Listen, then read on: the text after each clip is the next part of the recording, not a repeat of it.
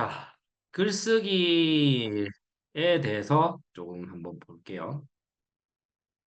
어, 일단은 글쓰기는 습관 들이는 게 되게 중요해요.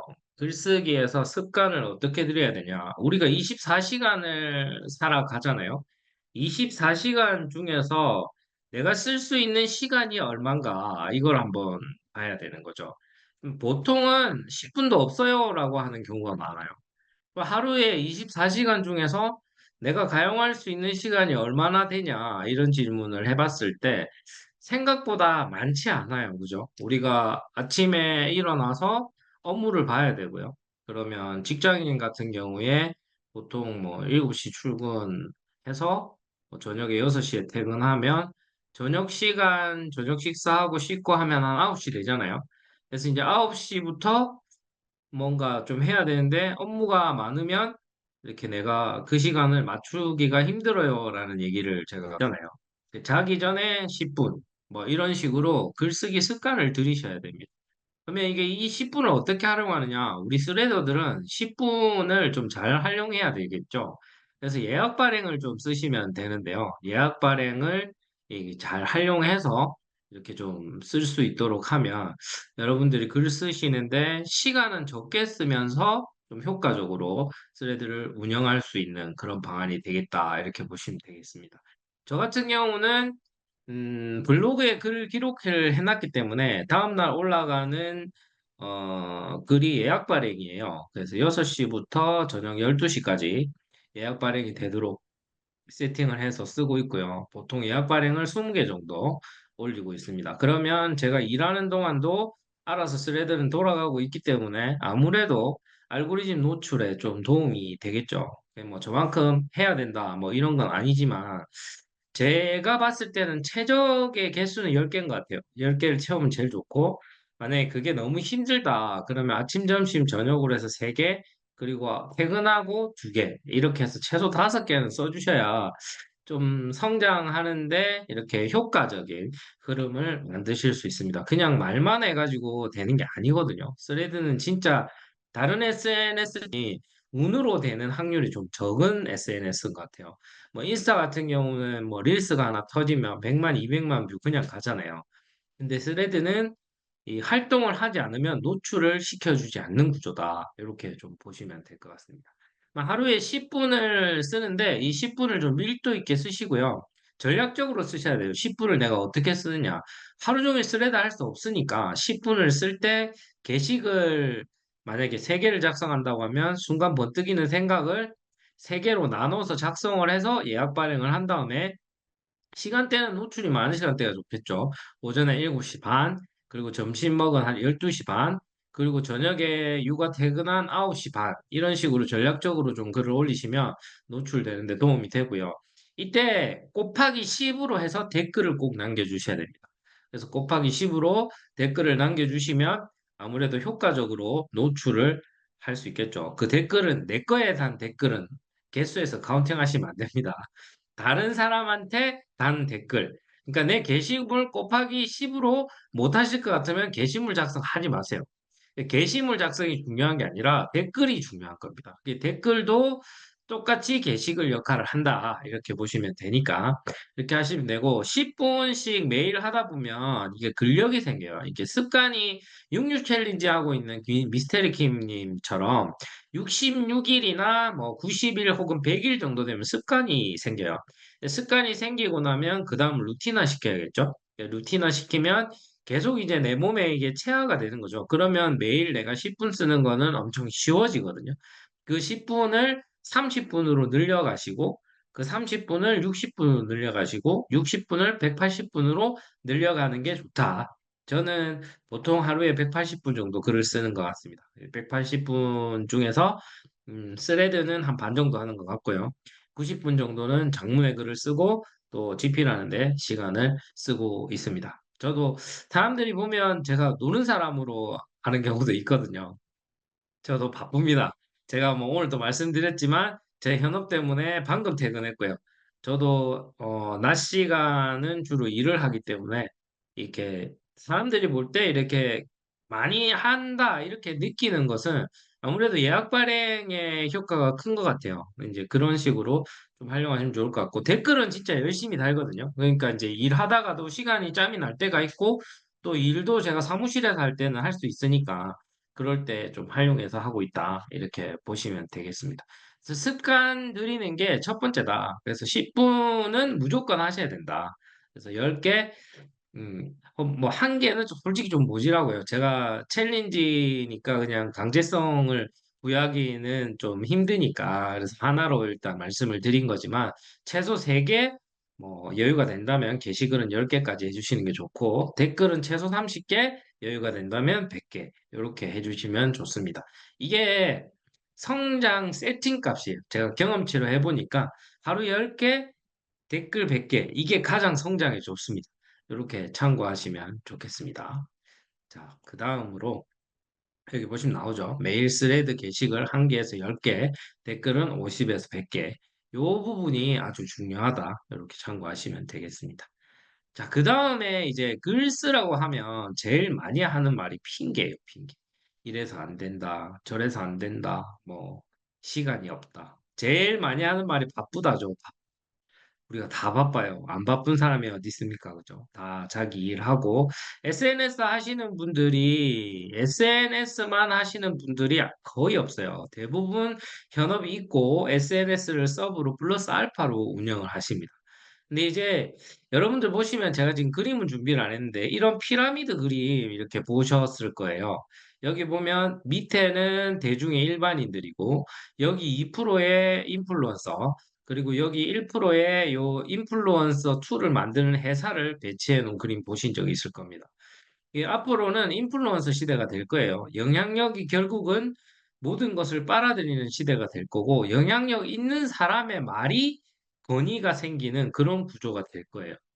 글을 쓰더라도, 출간만 하더라도요, 이렇게 기획 출간을 하려고 투고를 해보면, 팔로워가 많이 있는 사람은 통과가 잘 되는 반면에, 팔로워가 없는 사람들은 아무래도 꺼려합니다. 왜냐하면 출판사도 이 수익이 나와야지 글을 쓸 수 있는 구조이기 때문에 아무래도 그렇잖아요. 그래서 영향력이 앞으로는 더 중요해질 것이다. 그러면 이 핑계 대지 말고 열심히 글을 써야 한다. 그래서 글을 쓰는 걸 습관화시키고 바쁘다는 말이 나올 때 글 하나 쓰시고 피곤하다는 말이 나올 때 글 하나 쓰시고 시간이 없다라는 말이 나올 때 글 하나 쓰시면 됩니다.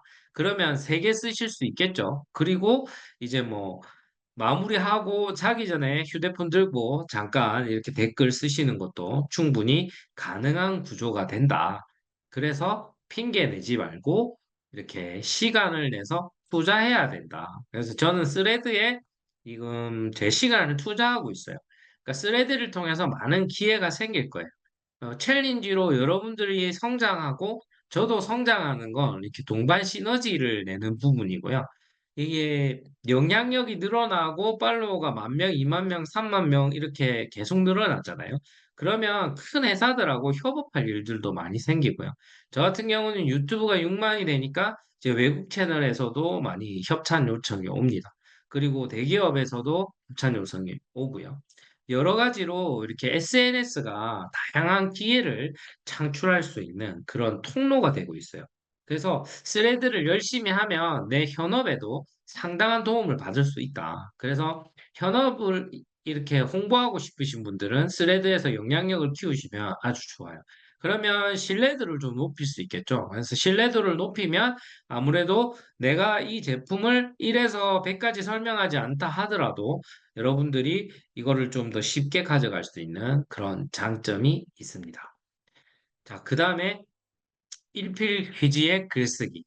글쓰기를 잘할 때는요, 생각을 많이 해야 돼요. 내가 뭘 쓸 건지에 대해서 생각을 막 이만큼 한 다음에 내용으로 넘어가야지 아무런 생각을 안 하고 글을 쓰게 되면 아무런 좀 영혼 없는 글이 될 수 있겠죠. 그래서 생각을 좀 많이 하고 이 글을 쓸 수 있도록 하시면 좋다. 그래서 생각하고 글 쓰고 이렇게 연결시켜서 가는데 여기서 중요한 게 이렇게 독자가 뭘 원하는지, 독자가 어떤 부분을 나의 글로 인해서 얻고 싶어 하는지 이런 부분들을 좀 보셔야 돼요.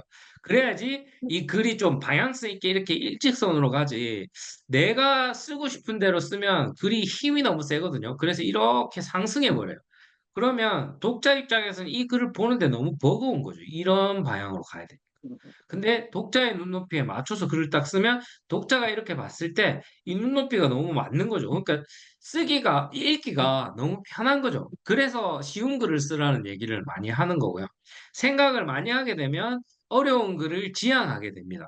예를 들어서 제가 일필휘지의 글쓰기라고 글을 써버리면 읽는 사람이 물론 글쓰기 책을 사는 사람들은 괜찮겠지만 일반 독자들은 불편할 수 있어요. 그럼 이걸 뭐라고 써야 되냐면 영감을 한 줄로 표현하기. 뭐 이런 식으로 쓴다든지, 뭐 강력한 어필을 하는 글쓰기. 뭐 이런 식으로 조금 편하게 표현할 수 있으면 좀 많이 도움이 되겠죠.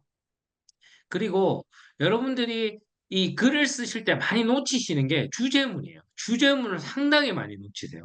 그 스레드에도 주제문이 상당히 중요합니다. 주제문을 이렇게 한 줄 쓰시고 웬만하면 한 칸 띄우고 넘어가시면 좋아요.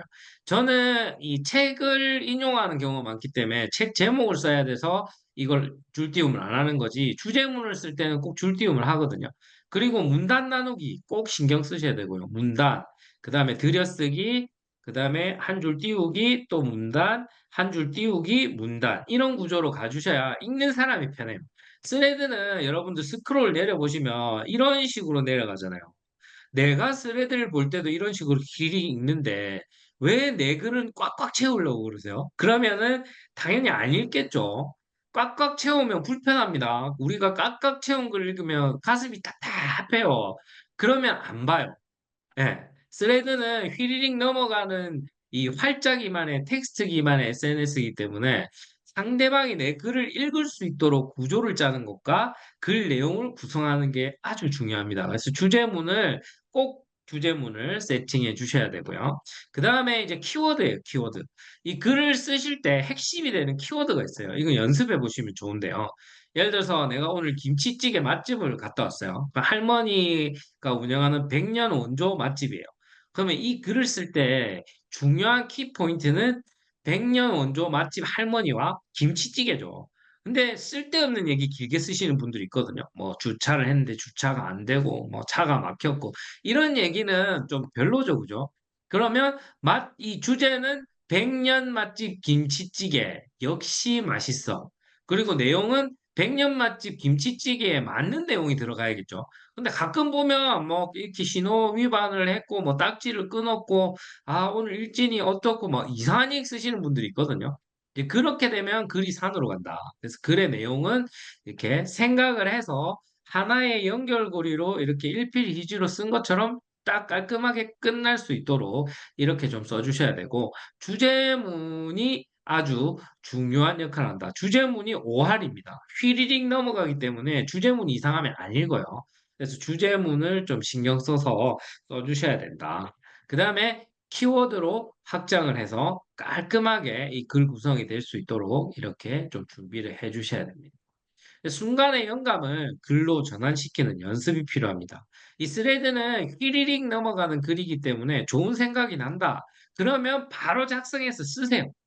그러니까 보면 이게 좀 안타까운 분들이 많은 게 뭐냐면 잘 쓰려고 해요. 잘 쓰려고 하면 안 돼요. 왜? 내가 지금 잘 쓸 실력이 아직 안 되거든요. 그러니까 글은 쌓은 만큼 잘 써지는 거예요. 그래서 너무 내 수준에 안 맞게 내가 초등학생인데 대학생 수준으로 결과물을 내려면 안 되는 거잖아요. 그러니까 그 결과물로 갈 수 있게끔 천천히 가셔야 돼요.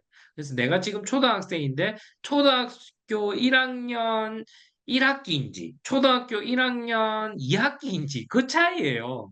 글을 잘 쓰면 2학기 학생이 되는 거고 글 못 쓰면 1학기예요. 절대 대학생이 될 수 없다고요. 그러니까 그거는 시간이 해결해 줄 문제이기 때문에 여러분들이 내 글이 어떠니 저떠니 자기 검열하실 필요 없습니다. 자기 검열하지 마시고 쓰세요, 일단.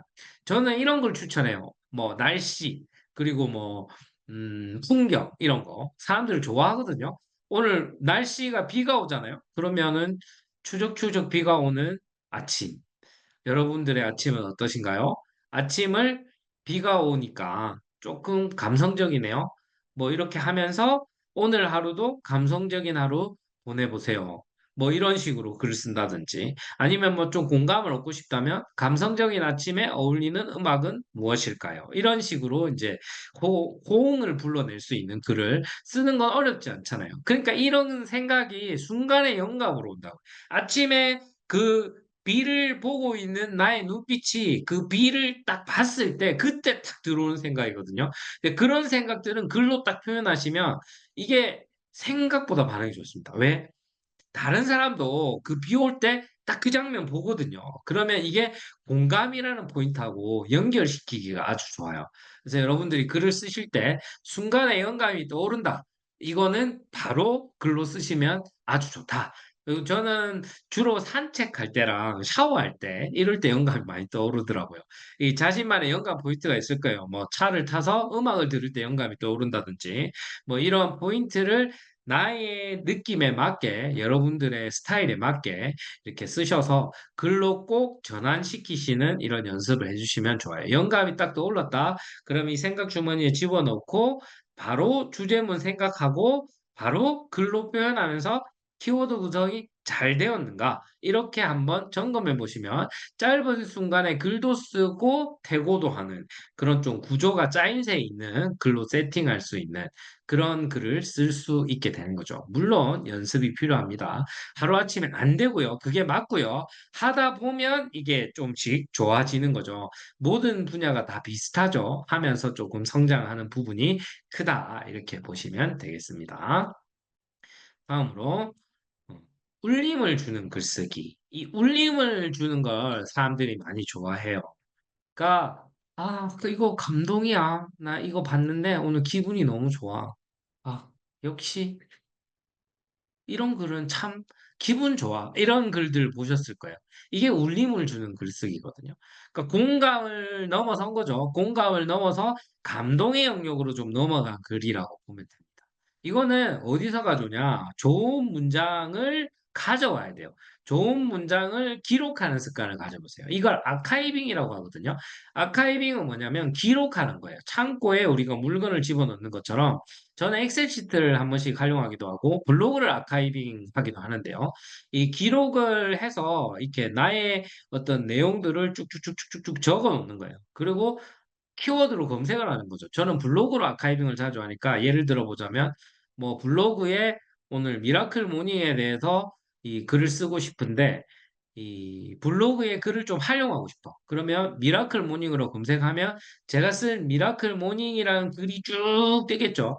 거기에서 이제 마음에 드는 챕터를 캡처해서 쓰고 그 밑에 지금 내가 하고 있는 생각을 집어넣으면 이게 구조화가 되거든요. 그래서 이런 식으로 글을 쓰는 방법이 있고요. 두 번째는 좋은 문장을 말 그대로 기록하는 거예요. 내가 책을 읽으면서 좋은 문장을 메모하는 거예요.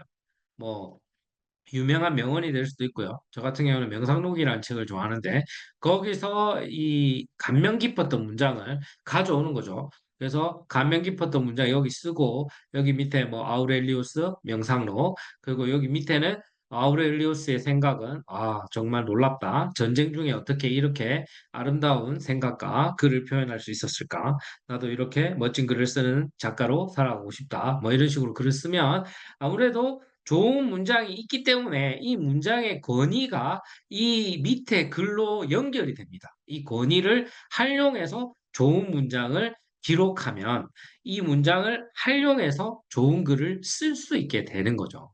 그리고 아까 말씀드린 것처럼 밑에 부연 설명을 하는 나의 생각과 경험을 더한다. 그러면 이 아우렐리우스가 전쟁에 이 글을 쓴 거잖아요. 그러면 나의 전쟁 같았던 상황을 하나 쓰고 그거를 어떤 식으로 내가 지내왔는지 그리고 앞으로 나는 어떤 삶을 살려고 하는지 이런 얘기를 쓰면서 마지막에는 독자가 공감할 수 있는 포인트를 질문으로 던진다든지 너는 어때? 너는 어떤 생각을 했어? 이런 식으로 답장을 남길 수 있도록 해주시면 좋겠습니다.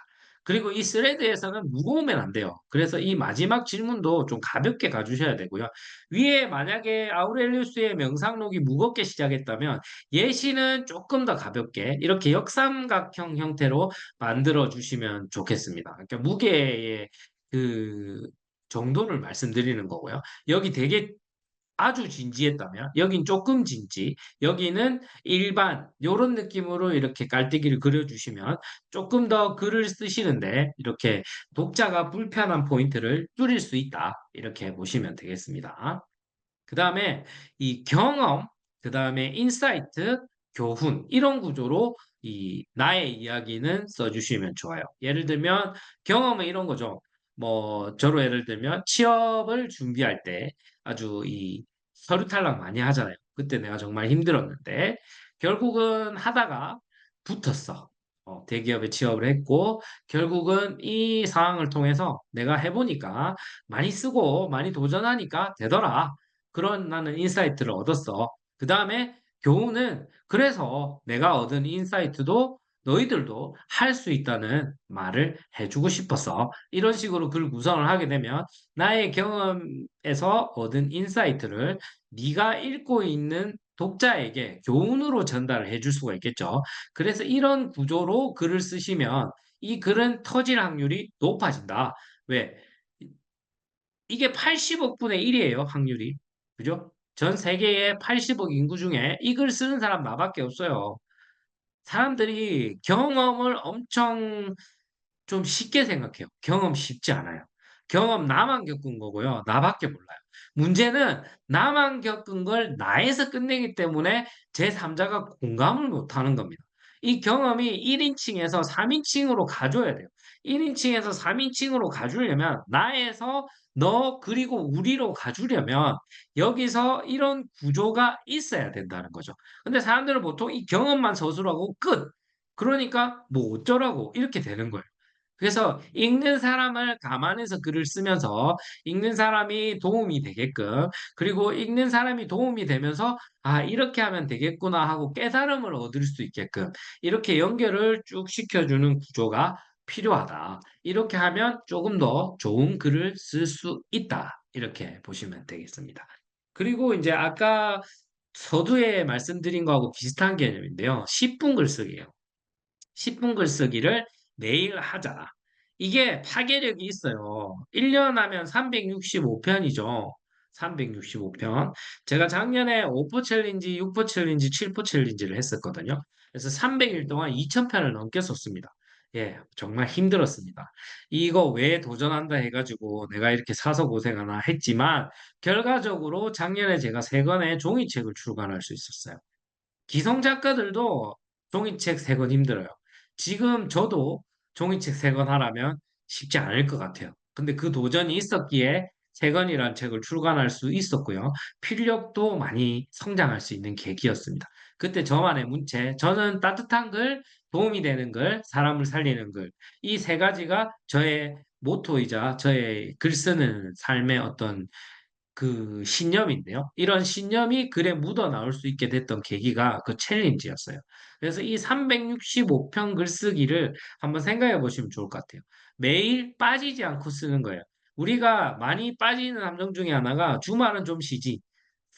그러면 빨간 날은 또 좀 쉬지. 우리나라에 국정 공휴일 많고요. 그리고 주말도 일주일에 이틀이나 있어요. 그러면은 5일만 글 쓰면 성장은 느려질 수밖에 없겠죠. 그래서 글은 쉬는 게 아니다. 이렇게 좀 생각을 해주시면 성장하는데 도움이 됩니다.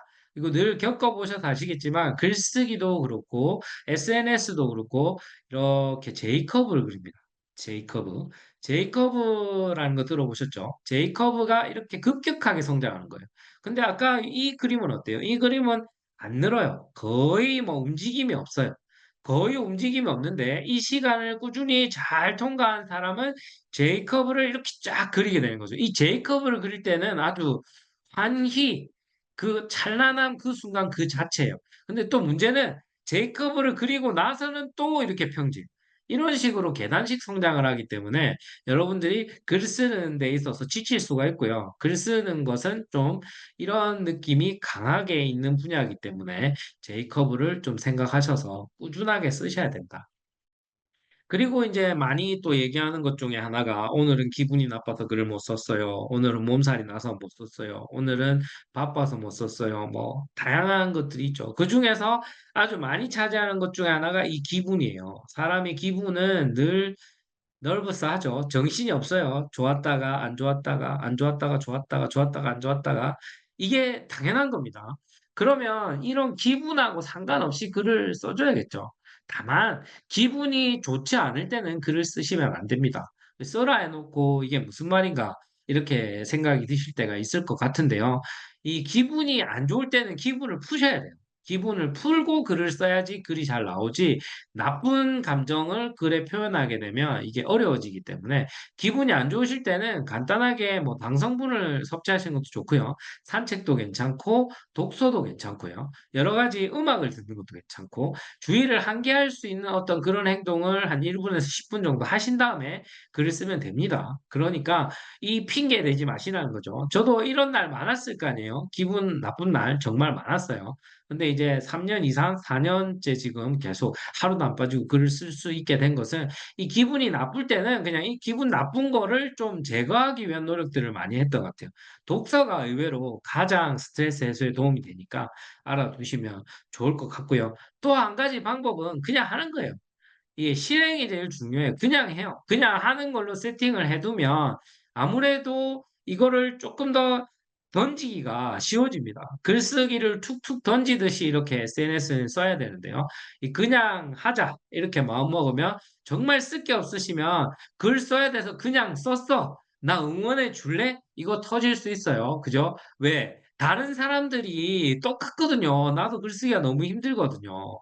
그래서 그 글을 못 쓰는 사람들이 내가 너무 글쓰기가 힘들어. 너도 그래? 했을 때 이거 공감이 되는 거죠. 아까 이 그림 그려드린 것처럼 눈높이가 맞아지는 거예요. 그러면 이 싱크가 맞으면 여기서 딱 부딪히면서 이렇게 조회수가 폭발하게 되는 겁니다. 그러니까 이런 부분들은 이렇게 좀 참고로 알아두시면 도움이 됩니다. 결론적으로 이런 얘기예요. 시도의 빈도를 늘리자. 시도의 빈도를 늘리라는 겁니다. 시도를 늘리면 결과도 좋아집니다. 그래서 결과가 좋아지려면 이 시도를 계속 늘리는 수밖에 없어요. 이렇게 처음부터 잘하는 사람이 있는 것 같지만 처음부터 잘하지 않거든요. 이 명작가들도 보면 이 사람이 쓴 글이라고? 이런 느낌이 드는 경우를 봐요. 저는 결과보다 과정을 보자는 주의라서 첫 번째 올렸던 글을 찾아보는 스타일이거든요. 그래서 블로그 쭉 올라가 보면 5천 편, 6천 편 쓰신 멋진 작가님들도 글이 조금 애매할 때가 있습니다.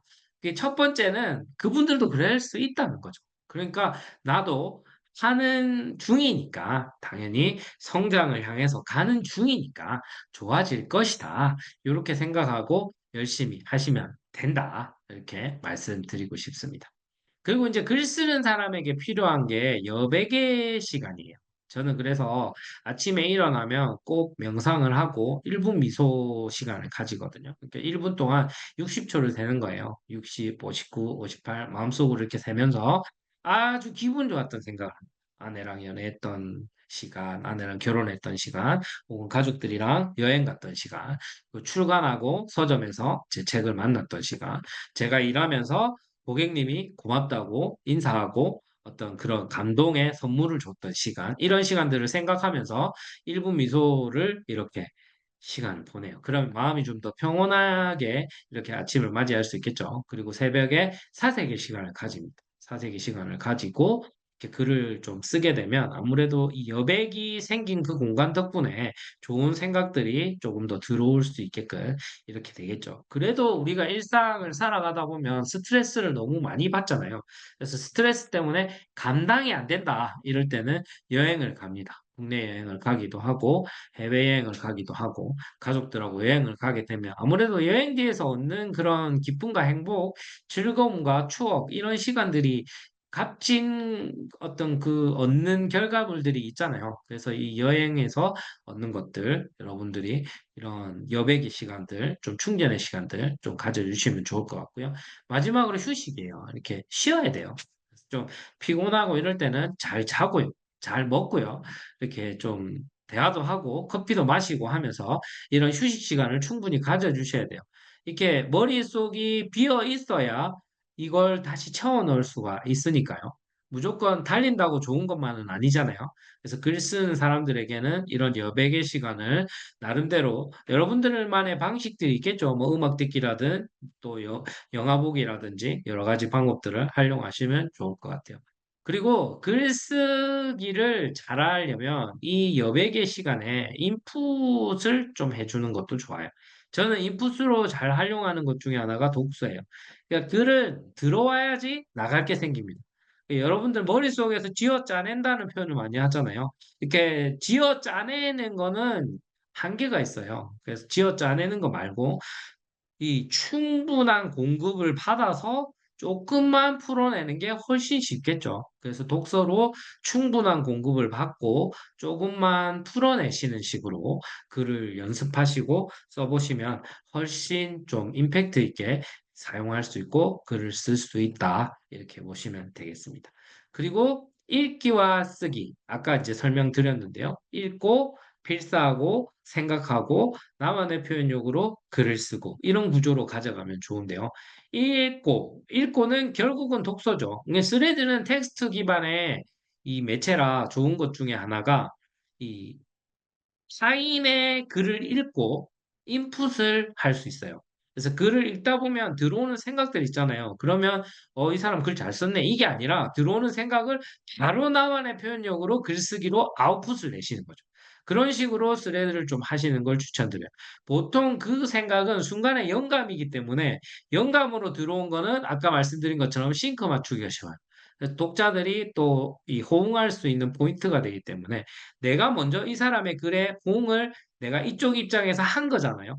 호응을 한 거를 다시 이렇게 쓰면 당연히 호응할 사람이 많을 수밖에 없겠죠. 그러면 조회수가 다시 이렇게 올라가는 그런 구조를 그릴 수 있기 때문에 읽고 필사하고 생각하고 표현력 있게 글 쓰는 거. 이렇게 좀 구조를 알아두시면 좋을 것 같고요.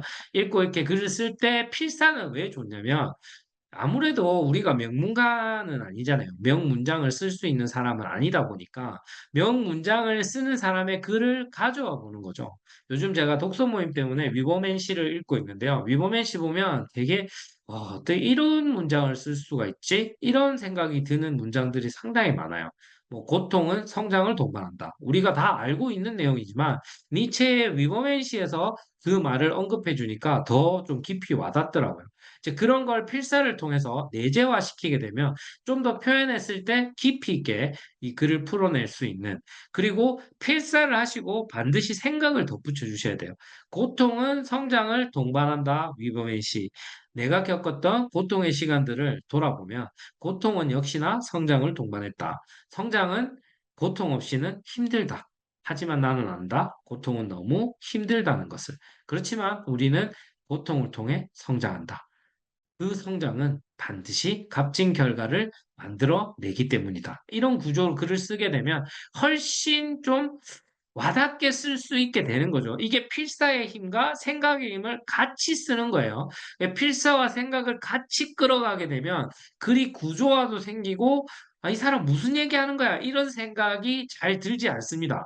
왜냐하면 이 필사에서 이미 권위를 확보했기 때문이죠. 이 권위에 한번 빠져들고 나서 나의 글로 넘어오기 때문에 훨씬 이 표현력이 강하게 이렇게 독자에게 다가갈 수 있어요. 권위라는 거, 그리고 나의 생각이라는 거, 그게 인사이트로 통찰력으로 이렇게 그 독자에게 넘기게 되면 표현력 있는 글쓰기가 되면서 독자는 더 받아들이기가 좋아지는 구조가 된다. 이렇게 보시면 되겠습니다. 결국 핵심은 실행이에요. 이거를 내가 알고 있어도 안 돼요. 알고 있어도 써보려고 해도 안 돼요. 분명히 그러실 거예요. 저도 그랬거든요. 이 사람은 인용도 참 잘하고 글도 참 잘 써. 근데 나는 왜 안 되지? 안 해. 당연히 안 되죠. 왜냐하면 그만큼 글을 안 썼기 때문에요. 그분은 글을 엄청 많이 쓰신 분이에요. 제가 부러워했던 작가님 중에 한 분, 김종원 작가님인데, 김종원 작가님 SNS도 열심히 하시잖아요. 김종원 작가님 글 보면 좀 이렇게 탐이 날 때가 있어요. 글 쓰는 사람으로서. 참, 너 글 너무 잘 썼다. 어떻게 이런 표현을 하지? 이런 글들이 참 많은데 그분이 글 진짜 많이 쓰셨거든요. 이제 그런 식으로 이렇게 글쓰기는 성장을 한다. 예. 오늘의 강의는 여기서 마치도록 하겠습니다.